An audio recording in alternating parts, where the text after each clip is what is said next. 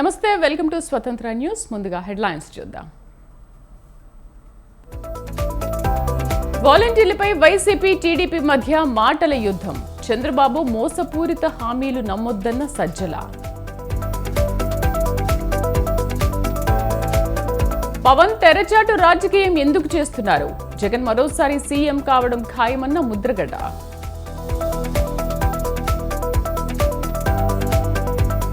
వంద రోజుల పరిపాలనలో కాంగ్రెస్ ఏం చేసింది? ప్రభుత్వ పాలన కోసం మళ్లీ బీజేపీని గెలిపించాలన్న కిషన్ రెడ్డి.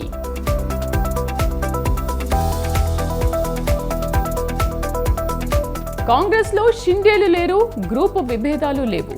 రేవంత్ నాయకత్వంలో కలిసి పని చేస్తున్నామన్న కోమటిరెడ్డి.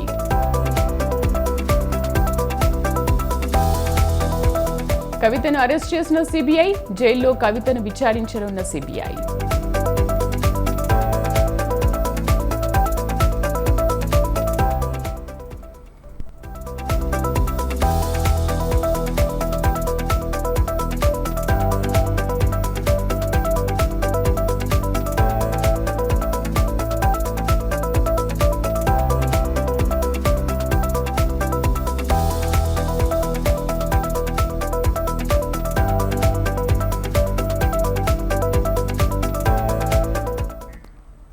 పశ్చిమ గోదావరి జిల్లా తాడేపల్లిగూడెం ఆత్మీయ సమావేశంలో పవన్ పై ముద్రగడ్డ తీవ్ర విమర్శలు చేశారు. పవన్ తెరచాటు రాజకీయం చేస్తున్నారని ఫైర్ అయ్యారు. కాపులు ఓ పక్క రాజ్యాధికార కోసం పోరాడుతుంటే మరోపక్క కాపుల్ని వేరే పార్టీకి తాకట్టు పెట్టే ప్రయత్నం చేస్తున్నారని మండిపడ్డారు. పవన్ చంద్రబాబు తొత్తుగా వ్యవహరిస్తున్నారని ఆగ్రహం వ్యక్తం చేశారు. పవన్ అసలు రాజకీయాలకు పనికిరాడని దుయ్యబుట్టారు ముద్రగడ్డ.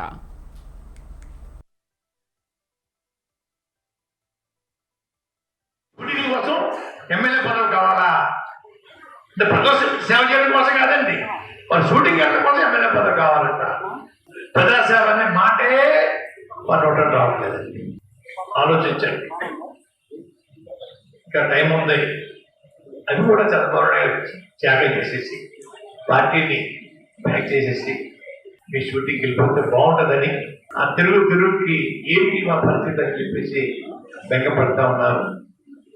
రెండవదండి, నన్ను అవమానించిన చంద్రబాబు నాయుడు గారు తోటి వారు స్నేహం చేయొచ్చండి. స్నేహం చేస్తే నేను కూడా వచ్చేయాలంట. అది ఎంతవరకు న్యాయమే సార్? నాకు చంద్రబాబు సంబంధం ఏంటండి? మీరు 70, 80, 100 సీట్లు పోటీ చేస్తే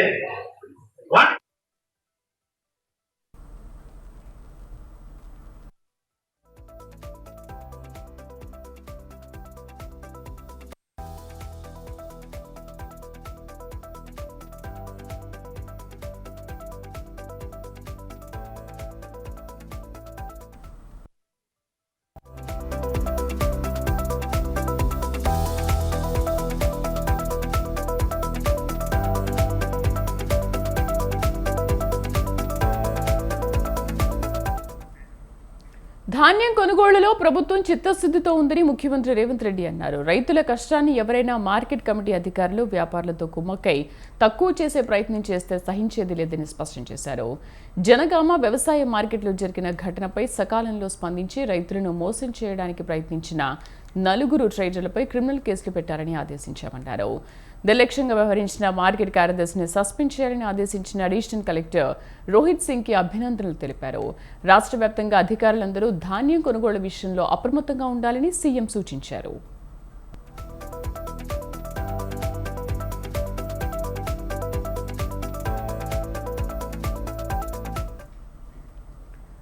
కాంగ్రెస్ పాలనపై కేంద్ర మంత్రి కిషన్ రెడ్డి తీవ్ర విమర్శలు చేశారు. 100 రోజుల పాలనలో కాంగ్రెస్ ఏం చేసిందని ఆయన విమర్శించారు. ముషీరాబాద్ నియోజకవర్గంలో జీప్ యాత్రను ప్రారంభించారు. దేశంలో స్థిరమైన ప్రభుత్వ పాలన కోసం మళ్లీ బీజేపీని గెలిపించాలన్నారు. ఇవి గల్లీ ఎన్నికలు కావు, ఢిల్లీ ఎన్నికలన్నారు. మోదీ దేశంలో తీవ్రవాదాన్ని, కరోనాను అరికట్టారన్నారు. కాంగ్రెస్ అధికారంలోకి వస్తే కర్ఫ్యూ, మత కలహాలు, మళ్లీ అవినీతి అక్రమాలు పెరుగుతాయన్నారు. రానున్న ఎన్నికల్లో బీజేపీని భారీ మెజార్టీతో గెలిపించాలని కోరారు.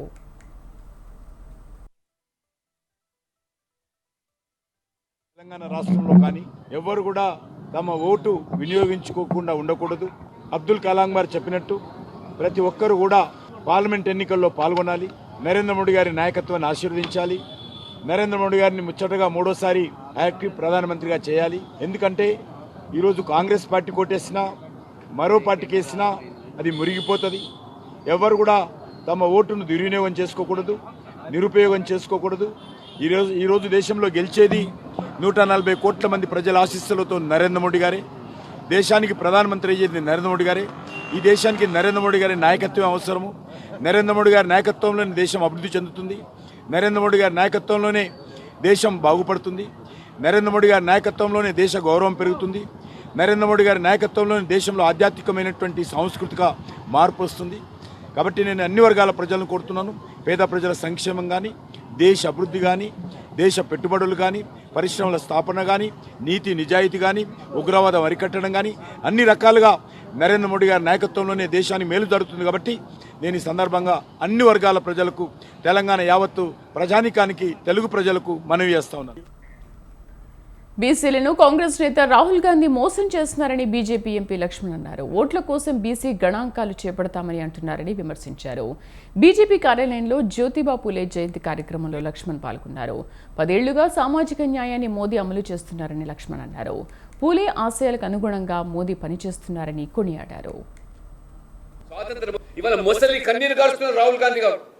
ఇవాళ గణాంక వివరాలు కులం ఆధారంగా చేపట్టాలని చెప్పి మొసలి కన్నీరు కారుస్తున్నారు. మీరు 1931 తర్వాత ఏదైతే ఇవాళ ఈ బీసీల మరి గణాంక వివరాలు మరి స్వాతంత్రం వచ్చిన తర్వాత కూడా మీ ప్రభుత్వం ఉన్నప్పటికీ ఎందుకు ఒక్కసారి కూడా మీరు జరపలేదో మొదటగా ఈ బీసీలకు క్షమాపణ చెప్పి బీసీ గణాంక వివరణ గురించి మీరు మాట్లాడాలని చెప్పి కూడా బీజేపీ నేను హెచ్చరిస్తా ఉంది. ఇవాళ ఓట్ల కోసం ఎన్నికలు వచ్చాయి కాబట్టి బీసీ గణాంక వివరాలు చేపట్టామని చెప్పి మభ్యపెట్టే ప్రయత్నం చేస్తే నమ్మి మోసపోవడానికి బీసీలు అమాయకులు కాదని చెప్పి. తిరుపతికి చెందిన డాలర్స్ గ్రూప్ అధినేత దివాకర్ రెడ్డి టీడీపీలో చేరారు. దెడదవోలుని పార్టీ అధినేత చంద్రబాబు సమక్షంలో పసుపు కండువ కప్పుకున్నారు. చంద్రగిరి ఇన్ఛార్జ్ పులివర్తి నాని సమక్షంలో దివాకర్ రెడ్డితో పాటు అనుచర వర్గం టీడీపీ తీర్థం పుచ్చుకుంది. చంద్రగిరిలో టీడీపీ ఖచ్చితంగా గెలిచి తీరాలని, అందుకు సహకరించాలని దివాకర్ రెడ్డికి చంద్రబాబు సూచించారు. పార్టీ గెలుపు కోసం కృషి చేస్తే మంచి భవిష్యత్తు ఉంటుందని చంద్రబాబు చెప్పడంతో టీడీపీలో చేరానన్నారు దివాకర్ రెడ్డి.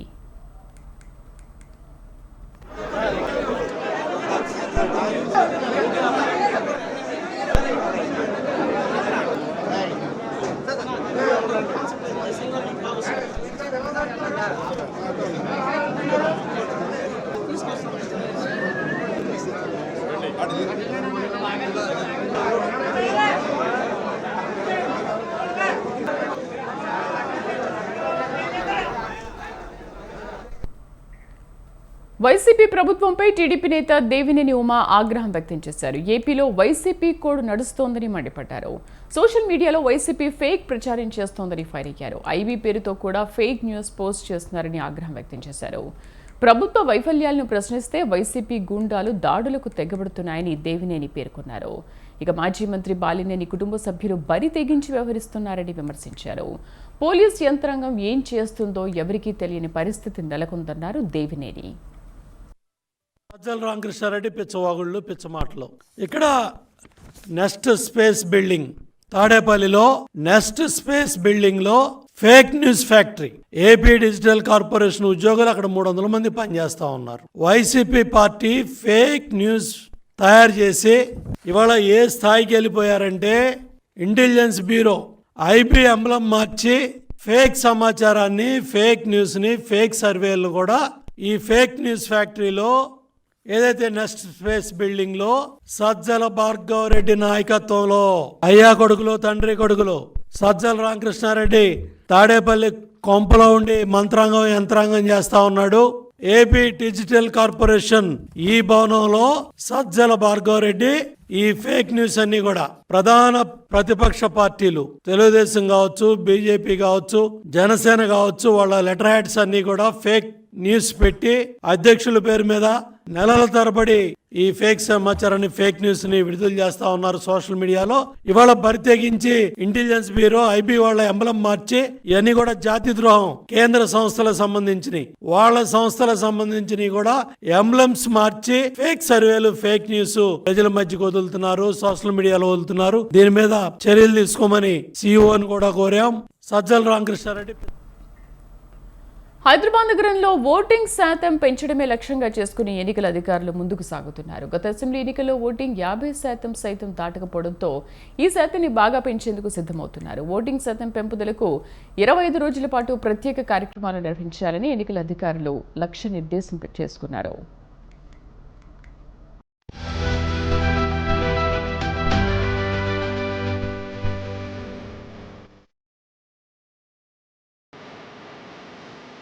వివిధ కార్యక్రమాలు చేపట్టడం ద్వారా ఓటర్లలో అవగాహన కల్పించాలని, ఓటింగ్ శాతాన్ని పెంచాలని హైదరాబాద్ ఎన్నికల అధికారి రొనాల్డ్ రోస్ తెలిపారు. ఎన్నికల్లో పౌర సమాజ సంఘాల పాత్ర, బాధ్యత ఎంతో ముఖ్యమని అన్నారు. ఈ నేపథ్యంలో వివిధ పౌర సంఘాలతో ప్రత్యేక కార్యక్రమాలు చేపడుతున్నారు. క్లబ్బులు, వాకర్ అసోసియేషన్లు, అపార్ట్మెంట్ సొసైటీలతో ప్రత్యేక కార్యక్రమాలు నిర్వహించే చర్యలు చేపట్టారు. సోషల్ మీడియా ద్వారా అవగాహన సదస్సులు, కార్యక్రమాలు ఏర్పాటు చేయాలని పౌర సంఘాల ప్రతినిధులకు ఆయన సూచించారు. షేర్లింగంపల్లి జోన్ పరిధిలో ఓటర్ అవగాహన కార్యక్రమంలో భాగంగా రన్ నిర్వహించారు.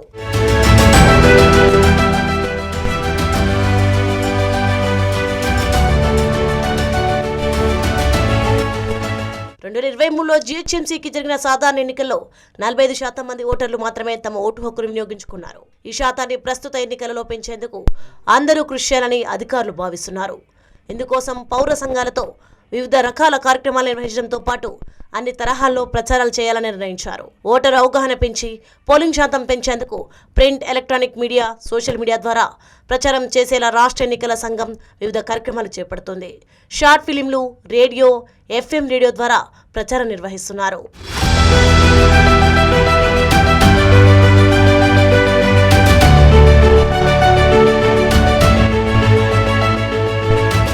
అన్ని కమర్షియల్ షాపింగ్ కాంప్లెక్స్లు, షాపింగ్ మాల్స్, టూరిజం, రిలీజియస్ ప్రాంతాల్లో, బస్ షెడ్లలో, ప్రధాన కూడలలో, ఎగ్జిబిషన్ ఉన్న అన్ని స్థలాల్లో, అన్ని మార్కెట్ యార్డ్లలో, పబ్లిక్ పార్కులు, బస్ స్టాండ్లలో, రెస్టారెంట్లలో ఓటరు కేంద్రాలు ఏర్పాటు చేస్తున్నారు.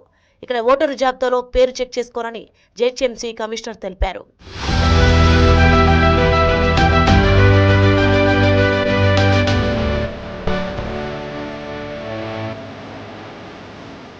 పోలింగ్ తేదీ మే 13 అందరూ ఓటు వేయాలని కోరుతూ వాల్ పోస్టర్లు, బ్యానర్లు ఏర్పాటు చేయాలని అధికారులకు రొనాల్డ్ రోస్ సూచించారు. ఓటర్ జాబితాలో ఓటు ఉందా చెక్ చేసుకోవాలి అన్న పోస్టర్లను డిస్ప్లే చేయాలని ఆయన అధికారులకు తెలిపారు.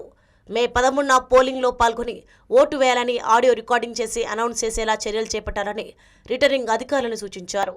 ఓటు హక్కును వినియోగించుకునేలా పౌరులతో అధికారుల ప్రమాణ స్వీకారం చేయించారు.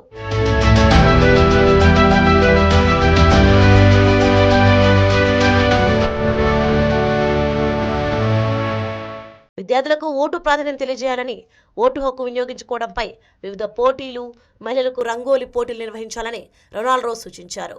ఓటర్లు ఓటు హక్కు వినియోగించుకునేలా radio jockeys, phone ring tone, social media ద్వారా విస్తృత ప్రచారం చేయాలన్నారు. రెసిడెన్షియల్ వెల్ఫేర్ అసోసియేషన్, NGOస్తో సమావేశం నిర్వహించాలని ఆయన సూచించారు.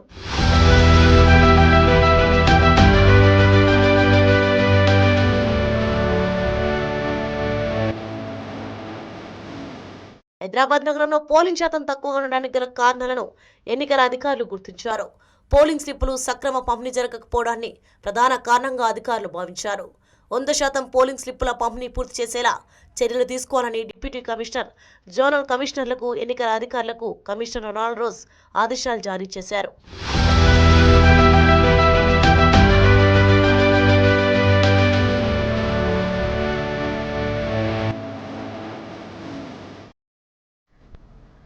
మూడోసారి మోదీ ప్రధాని అవుతారని ధీమా వ్యక్తం చేశారు మెదక్ బీజేపీ అభ్యర్థి రఘునందన్ రావు. కేజ్రీవాల్ లాంటి వాళ్లు కాదు, అన్నా హజారే లాంటి వాళ్లు దేశానికి కావాలన్నారు. 2018 మేనిఫెస్టోపై రాజకీయం చేస్తున్నారన్న రఘునందన్ తాను ఇచ్చిన హామీలపై అంబేద్కర్ చౌరస్తాలో చర్చకు సిద్ధమని సవాల్ విసిరారు. మాజీ మంత్రి హరీష్ రావు ట్రాప్లో పడొద్దని కోరారు.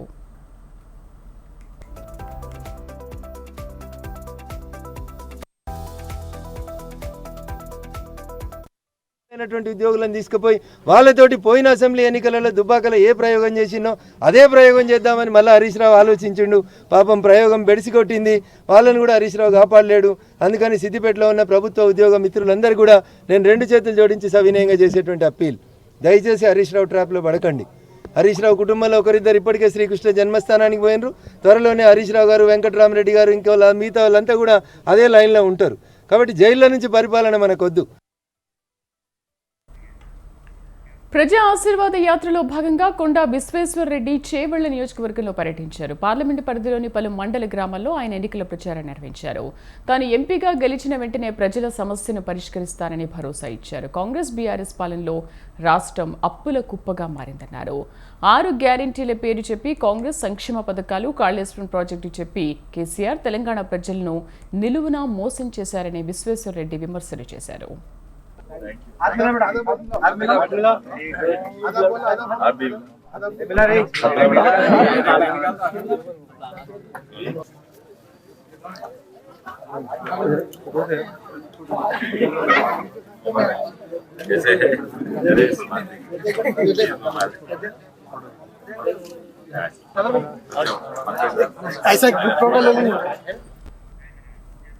అంతకుముందు రంజాన్ పర్వదినాన్ని పురస్కరించుకుని ముస్లింలకు చేవెళ్ల బీజేపీ ఎంపీ అభ్యర్థి శుభాకాంక్షలు తెలిపారు.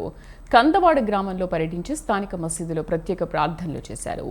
మోదీ పాలనలో ప్రజలంతా మత సామరస్యంతో కలిసిమెలిసి జీవించారని విశ్వేశ్వరరెడ్డి కొనియాడారు.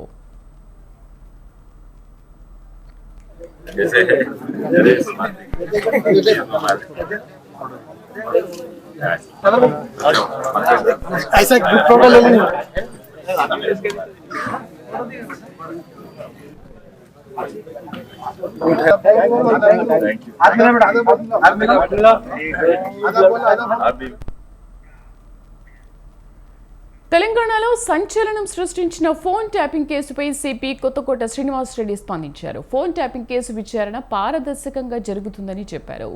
సమయం వచ్చినప్పుడు అన్ని వివరాలు వెల్లడిస్తామన్నారు. రాజకీయ నేతలకు నోటీసులు ఇస్తారా అనే ప్రశ్నకు త్వరలో సమాధానం చెబుతామన్నారు సిపి శ్రీనివాసరెడ్డి. तमाम हैदराबाद वासियों को हैदराबाद सिटी पुलिस के तरफ से मैं शुभकामना दे रहा हूं और हम सब मिलके इस शहर को डेवलपमेंट के लिए, इस शहर का नाम और शाम के लिए काम करेंगे.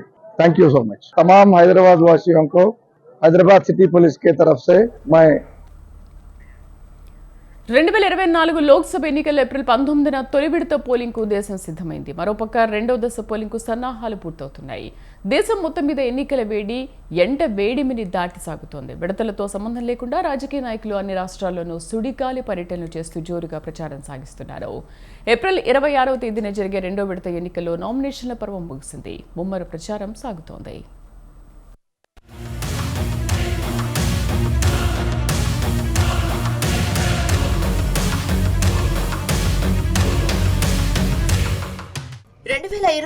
లోక్సభ ఎన్నికలు ప్రచారం జోరందుతుంది. రెండో విడత నామినేషన్ల ఘట్టం పూర్తయింది. రెండో దశలో పోటీ పడుతున్న ప్రముఖులలో కాంగ్రెస్ నాయకుడు రాహుల్ గాంధీ ఉన్నారు. లోక్సభ స్పీకర్ ఓం బిర్లా, కేంద్ర మంత్రి గజేంద్ర సింగ్ షెకావత్, కేరళ నుంచి సిపిఐ జనరల్ సెక్రటరీ డి రాజసతిమణి అన్ని రాజా, కాంగ్రెస్ నేతలు శశి థరూర్, కేంద్ర మంత్రి రాజీవ్ చంద్రశేఖర్, సినీ నటుడు సురేష్ గోపి వంటి వారు ఉన్నారు. అయితే కేరళ వైనాడ్ నుంచి రాహుల్ గాంధీ, రాజస్థాన్ కోట నుంచి స్పీకర్ ఓం బిర్లా ఎన్నికలు ఎదుర్కొంటున్నారు. కేరళలోనే పతినితిట్ట నియోజకవర్గంలో కాంగ్రెస్ నుంచి యాంటోనీ పోటీ చేస్తుంటే, అదే నియోజకవర్గం నుంచి సీనియర్ కాంగ్రెస్ నేత మాజీ కేంద్ర మంత్రి ఏకే యాంటోనీ కుమారుడు అనిల్ కే యాంటోనీ బీజేపీ నుంచి పోటీ చేయడం విశేషం.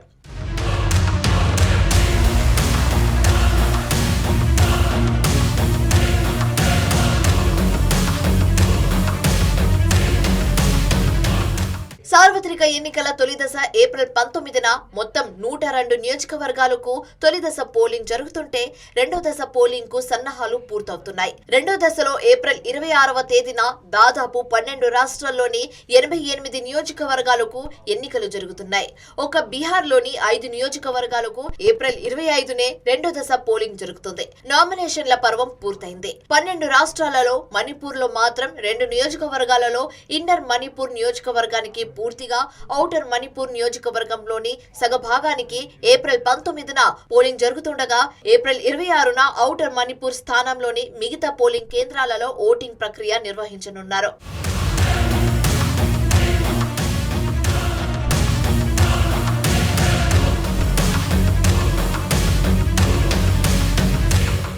పార్లమెంట్ ఎన్నికలు రెండో దశలో అస్సాంలో 5, బీహార్లో 5, ఛత్తీస్గఢ్లో 3, కర్ణాటకలో 14, కేరళలో మొత్తం 20 నియోజకవర్గాలు, మధ్యప్రదేశ్లో 7, మహారాష్ట్రలో 8, రాజస్థాన్లో 13, ఉత్తరప్రదేశ్లో 8, పశ్చిమ బెంగాల్లో 3, జమ్మూ కశ్మీర్, త్రిపుర, పాండిచేరి, అండమాన్ నికోబార్ దీవుల్లో 1 నియోజకవర్గాలకు, మణిపూర్లో ఔటర్ మణిపూర్ నియోజకవర్గంలో సగం పోలింగ్ కేంద్రాలను ఎన్నికలు జరుగుతాయి. 12 రాష్ట్రాలు కేంద్రపాలిత ప్రాంతాల్లోని 88 నియోజకవర్గాలకు మొత్తం 2633 నామినేషన్లు దాఖలు కాగా వాటిలో 1428 నామినేషన్లను పరిశీలన అనంతరం తిరస్కరించారు. నామినేషన్ల ఉపసంహరణకు గడువు ముగిసిన తర్వాత చివరకు 1210 మంది అభ్యర్థులు రంగంలోకి నిలిచారు.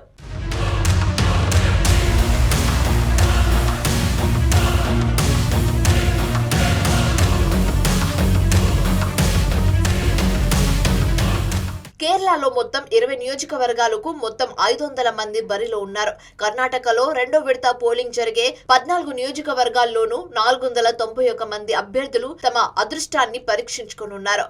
మహారాష్ట్రలోని నాందేడ్లో 1 నియోజకవర్గంలోనే అత్యధికంగా 92 మంది అభ్యర్థులు పోటీ పడుతున్నారు. మొదటి దశలో 102 నియోజకవర్గాలకు, ఔటర్ మణిపూర్లోని సగం నియోజకవర్గానికి, రెండో దశలో 88 స్థానాలు, ఔటర్ మణిపూర్ నియోజకవర్గం సగభాగానికి ఎన్నికలు పూర్తయితే 190 స్థానాల్లో ఎన్నికల ప్రక్రియ పూర్తయినట్లు అవుతుంది.